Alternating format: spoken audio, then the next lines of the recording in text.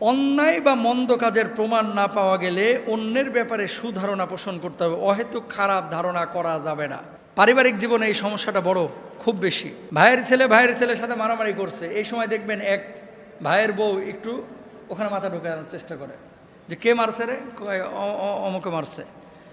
দোষ কার এটা বিচার বিশ্লেষণ না করে হুট করে একটা কমেন্ট করে ফেলে, সন্দেহ করে ফেলে। একটা মোবাইল হারায় গেছে, আরেক ভাইয়ের ছেলেকে সন্দেহ করতেছে। বাড়িতে মেহমান এসেছিল, কোনো কারণে 500 টাকা হয়তো বা বাইরেই পড়ে গেছে, মানিব্যাগ থেকে চুরি হয়ে গেছে, মেহমান চলে গেছে, ওই মেহমান যে এসেছিল এর সন্তানকে সন্দেহ করে অনেক সময়। তার মানে কি এই টাকাটা নিয়ে গেল কিনা, মোবাইলটা নিয়ে। খবরদার এগুলো করবেন না। শুনেন, কোরআনুল কারিমে বলা হচ্ছে অধিকাংশ ধারণা যা আমরা করে থাকি এগুলো পাপ। মানুষের ধারণা অধিকাংশ সময় এমন ফিতনা বাড়ায় যে পরিবার ভেঙে ফেলে, এই ধারণা থেকে সমাজ ভেঙে যায়, এই ধারণা থেকে রাষ্ট্র পর্যন্ত হুমকির মধ্যে পড়ে যায়, ঠিক কিনা? সুতরাং খবরদার কখনো কাউকে সন্দেহ করবেন না।